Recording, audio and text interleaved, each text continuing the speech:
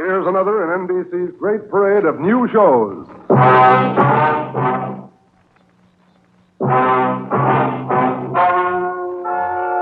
Ladies and gentlemen, the story you are about to hear is true. Only the names have been changed to protect the innocent. NBC brings you Dragnet.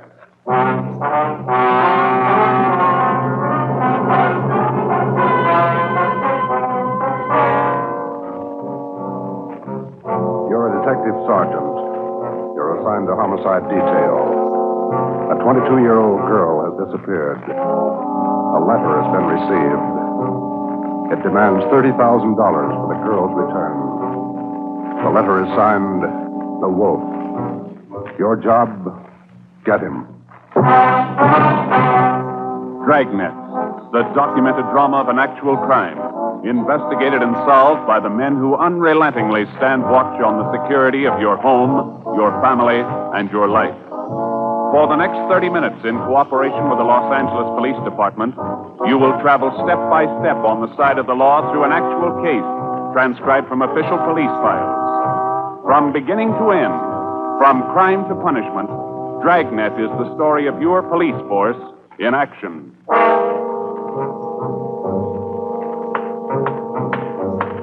It was Tuesday, October 18th. It was cloudy in Los Angeles. We were working the night watch out of homicide. My partner's Ben Romero. The boss is Ed Backstrand, chief of detectives. My name's Friday. I was on the way back from the stats office, and it was 3:26 a.m. when I got to room 42. Homicide. Got those mugs you asked for, Joe. Here they are. Thanks, Harris. Backstrand leave yet? In a minute, I'm going out with him. What's the address out there, the Sullivan place? 814 Castro Boulevard. You go straight out Santa Monica, take a left at Castro. I remember. You ready, Chief? Yeah. Friday, you call Romero yet? Right now. Get on it. This one we don't fool with. Yeah. Come on, Harris.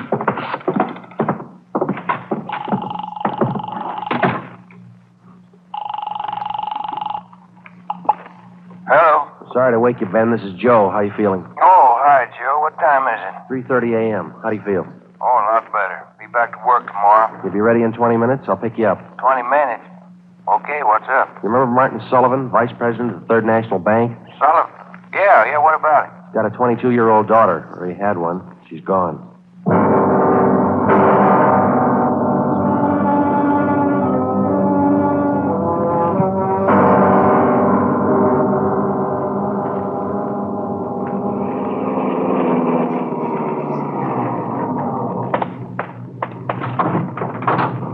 Look, you made good time, Joe.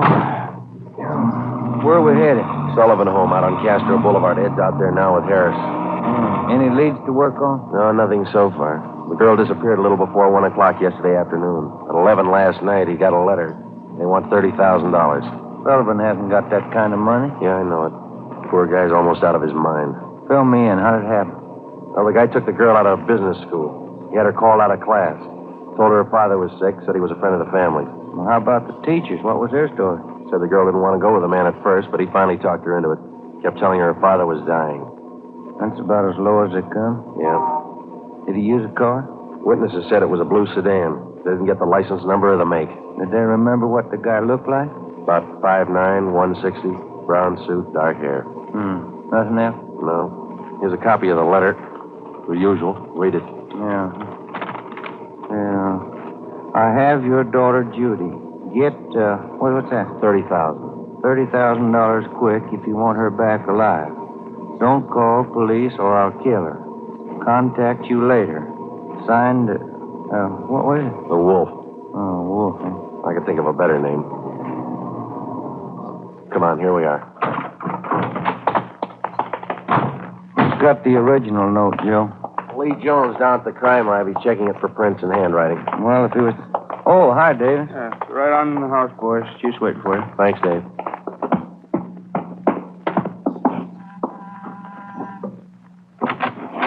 Hi, Joe. Ben. In the living room. Thank you. That's the way I see it, Mr. Sullivan.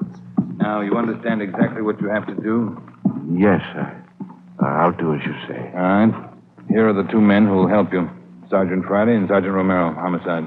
Yes, How do you do? I do. Mr. Backstrand, are you sure about all this? He might get frightened. He might do something to Judy. Believe me, Mr. Sullivan, it's the only way. I know how you must feel, but we can't do anything else. All right, I want to see Mrs. Sullivan first. I'll be ready in a moment. Any developments? Yeah. Come on back in the dining room. There it is on the table. Second note from the guy. Telegram. When'd this come? About half an hour ago. Guy phoned it into Western Union from a public booth. Couldn't trace it. I see, Joe. Yeah. Be at Elysian Park, 5 o'clock this morning, near Balkan Drive. Come alone. Bring 30,000. Will return girl. Don't tell cops. Kill her if you do. Or we'll... 4 a.m. now, Skipper. Not much time. I know it. We'll have to do as he says. No other way. Then Sullivan's going out there alone? You're going with him, you and Romero. You'll be hidden out in the trunk of the car. Any plan? Get him. That's all.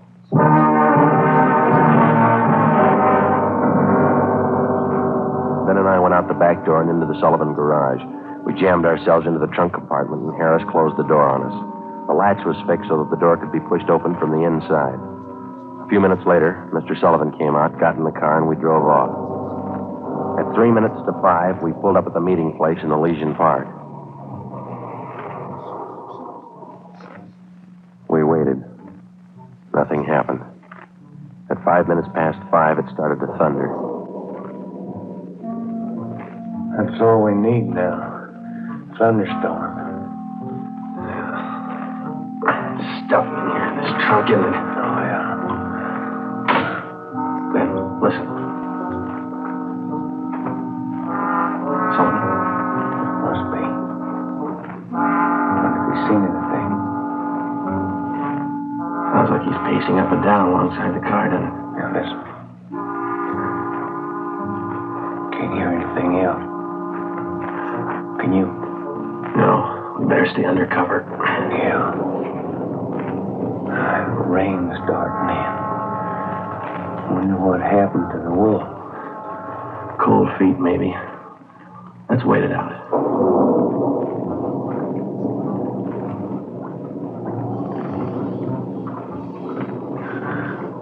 Joe. Yeah. What time you got now? Move over a little. Let me get my watch. Yeah. A little past 5:30. Sergeant. Mr. Sullivan? Yes. Do you think he's coming? It's late. It's getting daylight. We better wait it out, Mr. Sullivan. Now, look, don't come back here again. If he's watching, you might tip him off. Oh, all right. All right. Poor guy. Joe. Yeah, I hear it.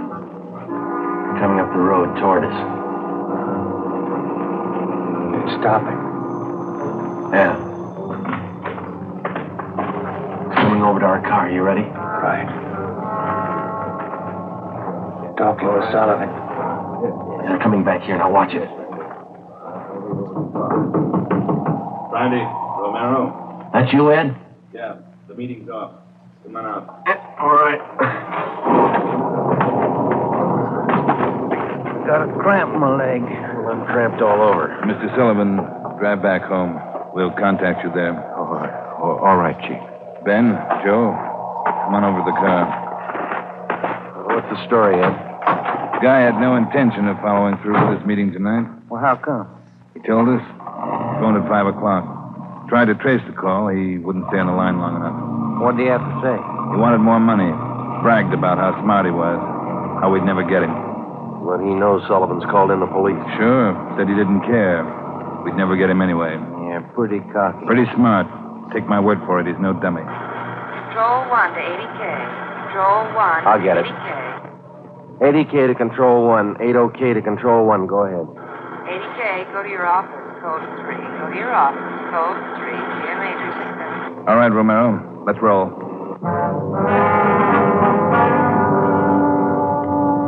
More than 12 hours had passed since word of Judy Sullivan's disappearance had been phoned in a homicide. During that time, an all-points bulletin containing the descriptions of the suspect, his car, and the girl had been sent out on the teletype to law enforcement agencies throughout the area. The same descriptions were broadcast over the police radio every hour.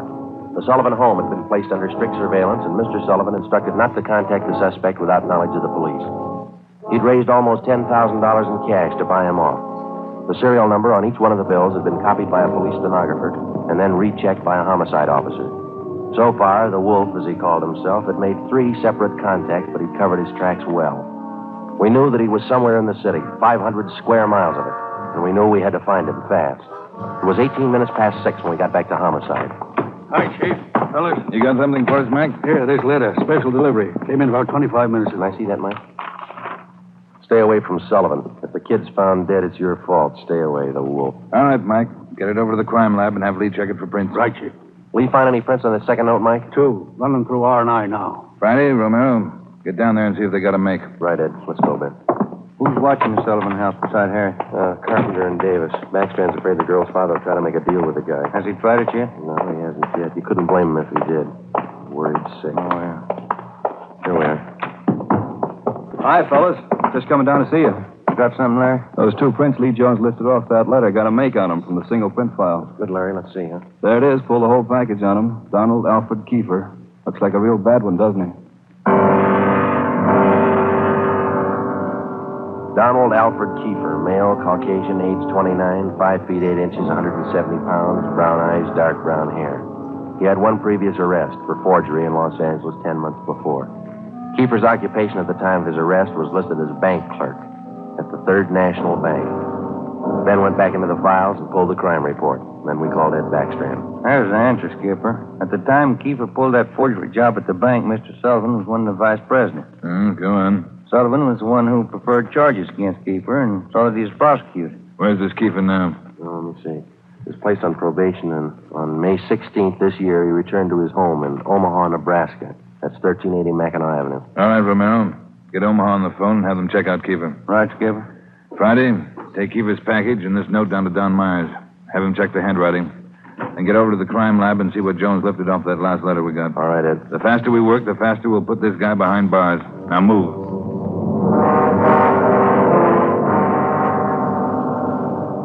How's the writing compared, Don? What'd you find? It looks good. See here? Slants as crosses, double oops as L's, open A's, pressure on the downstroke. Donald Kiefer, Wolf, same handwriting.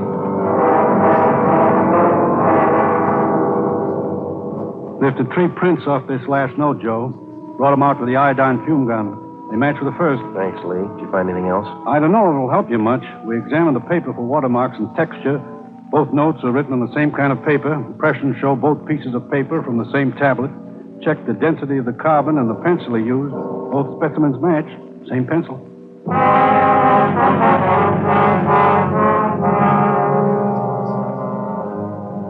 By mid-afternoon, Donald Kiefer's description had been broadcast throughout the area. Bulletins were dispatched to all departments, and an APB was teletyped for the entire state. Men were stationed at every post office in the city to watch for notes that might come through the mail. The bus depots, railroad terminals, the airports, and all the main roads leading out of the city were under strict surveillance. The entire Los Angeles area was broken down into single square-mile districts, and a house-to-house canvass was started. A squad of men were assigned to cover each square mile. Outlying towns and cities were requested to do the same. By 5 o'clock that afternoon, the greatest Dragnet operation in the history of the city was underway. We were sure Donald Kiefer was somewhere inside. At 12 minutes past 5, Ben got the call back from the Omaha police. Yeah, I got it. 6 X-ray 419. Nebraska plate, right. Well, thank you a lot. Yeah, bye. They had a make on the car. Lots more. The Omaha cops looking for Kiefer, too. Want him for a robbery there 2 months ago. Yeah? In that robbery, he used a stolen 1939 blue sedan. Nebraska license plate, 6 X-ray 419. How about his family and his friends back there? They all been checked? Yeah. Well, get that car description to communications, huh? APB, teletype, and broadcast. I'll tell Ed. Yeah, right, Joe. Friday, Romero. Yeah, Ed. What are you tied up with? Well, just got a call from Omaha. Make on Kiefer in the car. Give it to me. You two get out to the Sullivan house fast as you can. See Harris. What's happened, Skipper? Martin Sullivan's disappeared. All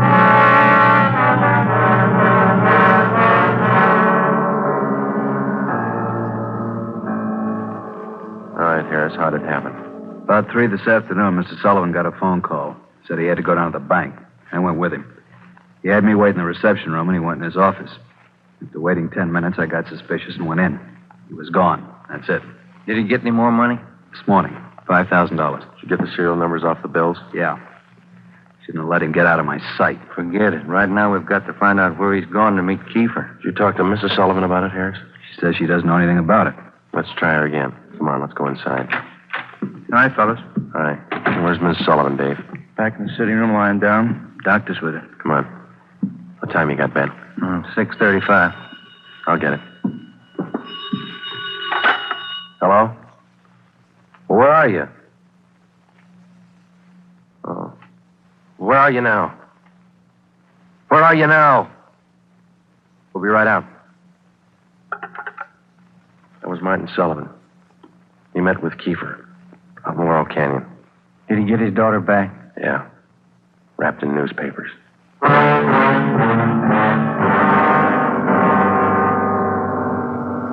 All cars in the area were notified that a contact had been made with Kiefer. We got in the car and drove out to Laurel Canyon.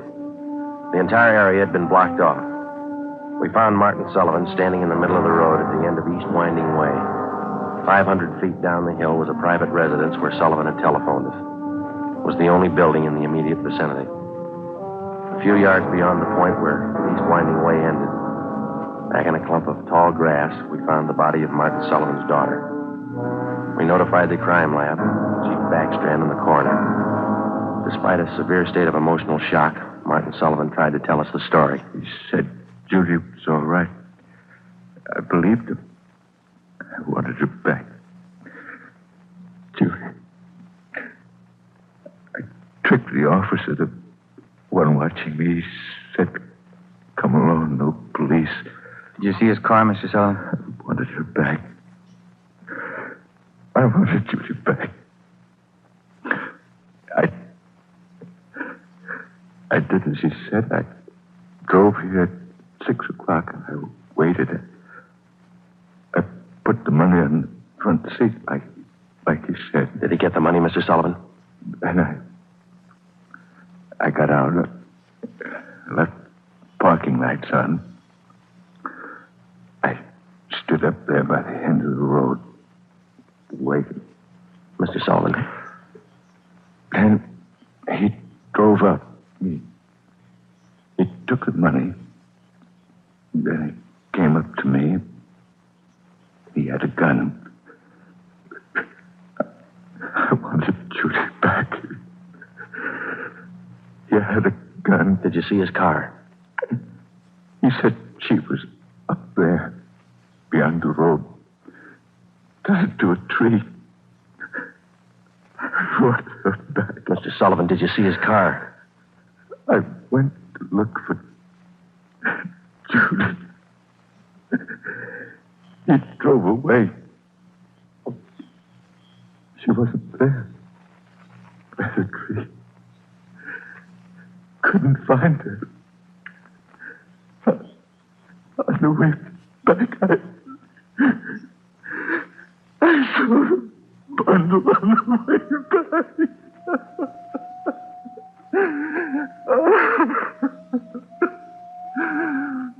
Let me find it. He killed her. Let me find it.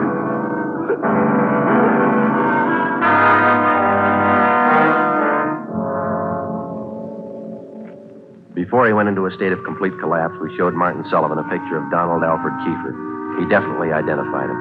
The information was immediately relayed back to Central Division, rebroadcast to the entire police radio system. A teletype was dispatched to sheriff's offices, and communications were sent to police stations throughout the country. The house-to-house search throughout the entire city intensified. The dragnet in which we hoped to trap Donald Kiefer was drawing slowly inward. It was 12 midnight. Next Street, Sullivan girl murder. Next Street, read all about it. Citizens join search for killer. Friday, did the papers get a list of the numbers on that ransom money? Yeah, got them in the final net edition. 2.5 pages of serial numbers. Gave it a big spread. Look at these pictures of Kiefer here, all over the front page. The more the better, Romero. I hope this town never forgets that face. Good reminder. You don't make deals with killers. Hi, fellas. Come on over. Find anything yet, Lee? Just checking over these towels here. Found them wrapped around the girl's body, inside the papers. Funny thing about those papers, What's that, Lee? they're all yesterday's. Every story about the girl's disappearance has been clipped out. Maybe the guy's making up a scrapbook. How about the towels, Jones? Any laundry marks? Not a one so far, Ed. Every one of them was clipped off. Pretty smart. The morgue post the body in? They're doing it now. Yeah, nasty one. Yeah. Did you get any footprints or tire marks out where they found the body? Lots of them, all cast. Bossy and Taylor are checking them. One thing. What is it, Jones? I don't know. Under the seam here. This towel. Wait a minute. Joe, that pair of snippers there. Yeah. Here you are. Thanks. Just back under the seam. There. That's one tag he missed. Any markings, Lee? Yeah. Greenway Apartments, Los Angeles.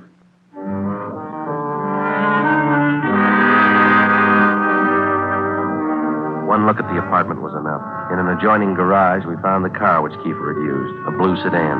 Nebraska license plate 6X-ray 419. When we got back to the office, Chief Backstrand immediately issued a cancellation of the want order for the blue sedan, and then he ordered a detail of men to stake out the car in the event Kiefer decided to come back for it. Here's the coroner's report, Joe. Oh, let's see it. Cause of death, strangulation. Time of death, Monday, October 18th, approximately 2 p.m. 1 hour after he grabbed her? That can't be right. Skipper in his office? No, he's out for a minute. Hey, Joe, Ben, take the call off 2503, will you? Thanks, Mike. Right. Would you give me the call on 2503, please? Thanks. Hello? Yeah. Yeah, when? We'll be right over. Some of the ransom money, Ben, just showed up. Beverly and Highland. Come on.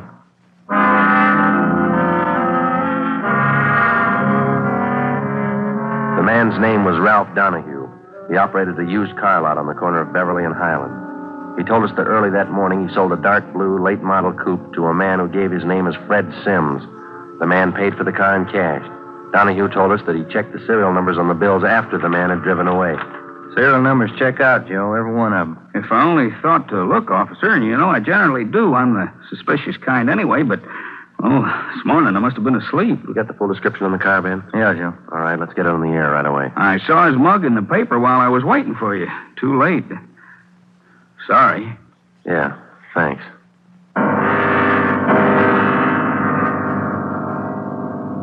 At 10 minutes past 3 that afternoon, another piece of the ransom money turned up at a busy downtown department store. The clerk was unable to remember who gave her the bill. The detail throughout the general downtown area was strengthened. The house-to-house search of the entire city for Judy Sullivan's murderer went on.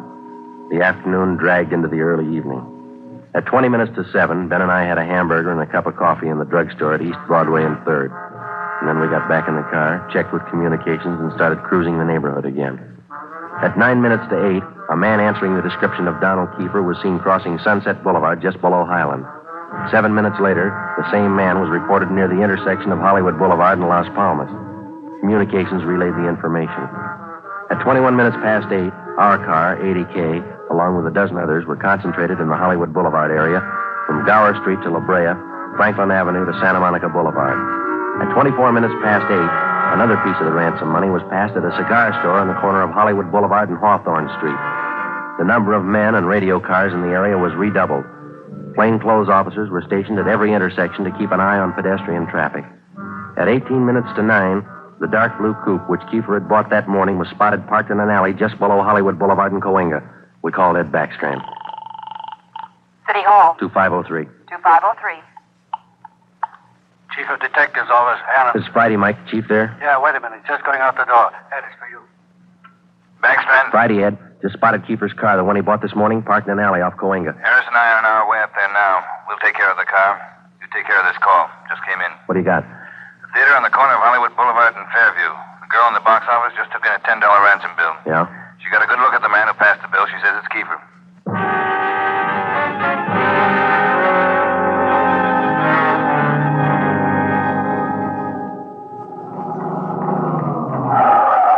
All right, Ben, come on.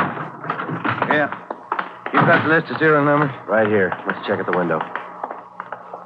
Yes, sir. How many, please? Police officers. Sergeant Romero, Sergeant Friday. Oh, yes, sir. Mr. Rayburn, the police are here. Would you step around to the side door, Sergeant? Yes, ma'am. Margie, relieve Francis for a minute. Francis, come here. Bring that $10 bill with you. Sharp girl, officer, that Francis. Sharp. Here it is, Mr. Rayburn. All right, Sergeant. There you are. $10 bill and the list of serial numbers. Check out all right, Ben? That's it, Joe. Good work, man. You reported the man came in about a half hour ago. You're sure it was Kiefer? Yes, sir. I have his picture in the box office just behind the change machine. I recognized him right away. And as far as you know, he hasn't left the theater. That's right, sir. All right, Mr. Rayburn, I'm sorry. I'm afraid we'll have to interrupt the show. Anything you say, Sergeant. Anything. Ben, you keep an eye on the front exit. I'll call communications. Right, Joe. 80K to Control 4. 80K to Control 4. 80K, go ahead. Control 4, clear all frequencies. The Sullivan murder suspect, Donald Kiefer, has been located in the theater on the southeast corner of Hollywood Boulevard and Fairview. Have all units surround the area. 80K, roger. Attention all units. Attention all units. Assist 80K at the theater on the southeast corner of Hollywood Boulevard and Fairview. The Sullivan murder suspect has been located in the theater. Go ahead, 80K. Control 4, have all units converge in the general area, Hollywood Boulevard and Fairview. Unit 62R to block off the intersection at Hollywood Boulevard and North Cherokee. Stop all pedestrian and vehicular traffic. Unit 61A to block the intersection at Hollywood Boulevard and Hudson Street. Stop all pedestrian and vehicular traffic. Unit 71 and 72R to block the alley behind the theater. Unit 66 and 67R to assist at main entrance to the theater. Within a few minutes, the 1/2 mile area around the theater was completely blockaded. Every exit and entrance to the theater was covered. At 9:23, we met Harris and Ed Backstrand in the theater manager's office. Backstrand outlined our plan of operation. At 9:28, a detail of 14 men walked down the side aisles on the main floor of the theater and took up their posts on either side of the orchestra pit. The picture was stopped and every light in the theater was turned on. Ed Backstrand, Harris, Ben, and I went down the aisle and up onto the stage. Backstrand made the announcement. Ladies and gentlemen, we're sorry to interrupt the picture, but this is important. We're police officers. We've traced the murderer of Judy Sullivan to this theater. He is in this theater now. Now we're going to search the theater row by row, and we'd like to ask your cooperation. There's no need to be panicky or afraid. Those who wish to leave now may do so. Leave by the main entrance. Each one of you will be checked as you go out the door. And for the benefit of the man we're looking for, don't try to escape. Every exit is covered and the entire area is blockaded. Don't place any more lives in jeopardy. Come on, Ben.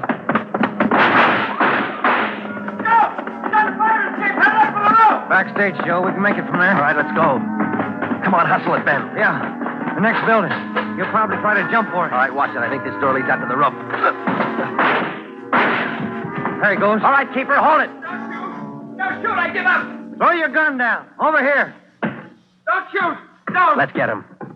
All right, coppers. I got it figured. They won't top me for this.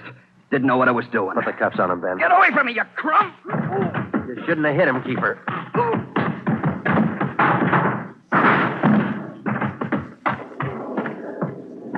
All right, Ben. Try the cuffs now. Yeah. Come on, let's get him in out of the rain. What's the hurry? Why spoil a good rain?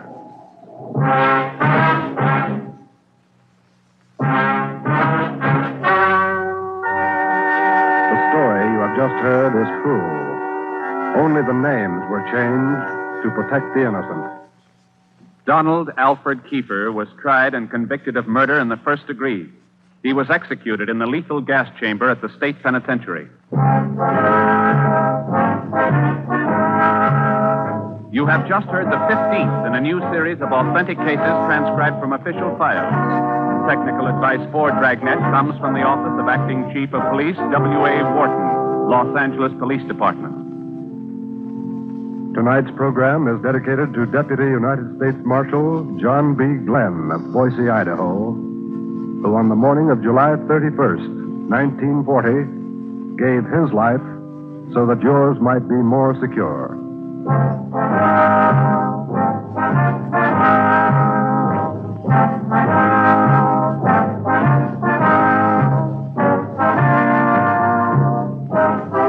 Dragnet came to you from Los Angeles. Theater Guild on the Air returns tomorrow night on NBC.